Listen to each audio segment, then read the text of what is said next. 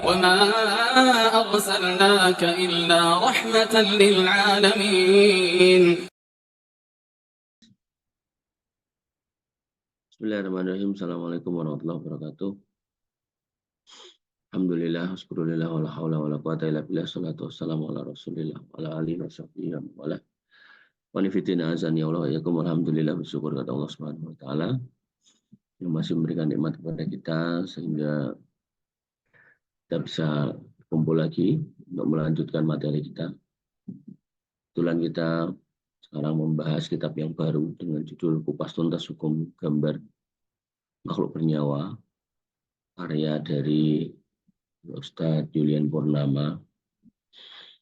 Kenapa buku ini penting? Karena kita kan sedang membahas muamalah itu.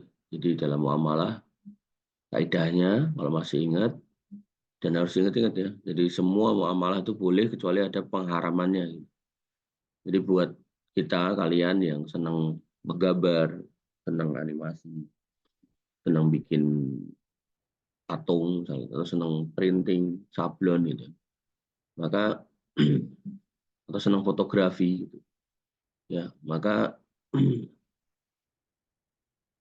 perlu tahu hukum ini gitu. Ketika kemudian kita sudah tahu, nanti di situ kita tahu larangannya seperti apa sih gitu. Artinya Islam tidak cuma semata-mata ngelarang, oh nggak boleh gambar, nggak boleh apa gitu, tapi lebih kepada ada batasan. Di mana nggak bolehnya, di mana bolehnya. Nah, dengan kita belajar ini, kita jadi paham, sehingga nanti yang punya hobi fotografi, yang punya hobi menggambar, masih bisa berkarya. Tapi karena kita punya ilmu terkait dengan muamalahnya, maka ya kita harus mengikuti aturan-aturan terkait itu. Ya, karena aturan dibuat itu tentu sekali lagi ada hikmahnya, ada makosidnya. Gitu. Makosid yang pertama adalah hifdzun nafs, kemudian hifdzul mal, hifdzuddin, hifdzun nasl gitu.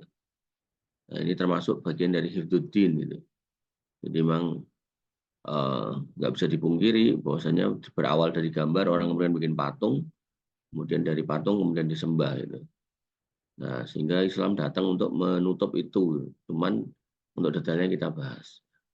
Jadi harapannya nanti ketika kita sudah paham, ya, jadi kita berjalan di atas koridor itu. Artinya tetap bisa menjadi seorang seniman, tetap bisa menjadi seorang pelukis, tapi lukisan seperti apa sih? Gitu loh, ya. Kita mulai ya.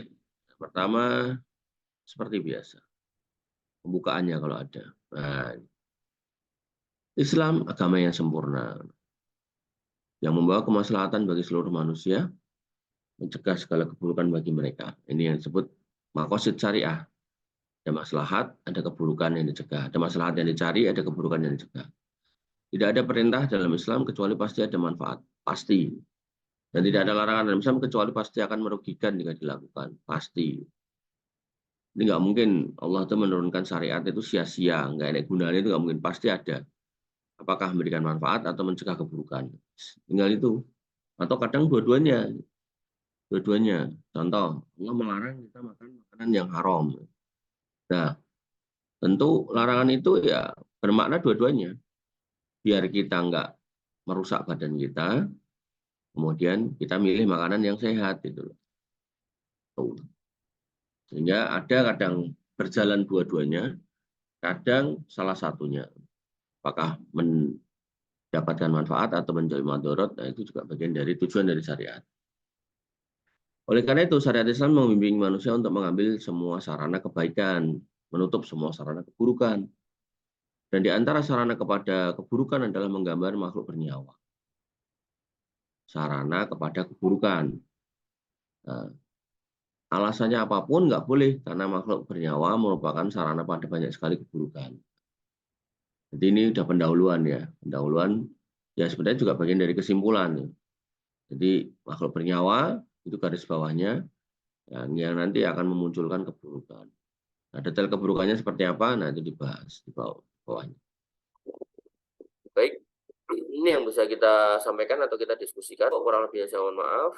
Saya cukupkan, saya rasa sampai di sini. Alafuminkum subhanakallahumma bihamdika asyhadu an la ilaha illa anta astaghfiruka wa atubu ilaik. Assalamualaikum warahmatullahi wabarakatuh.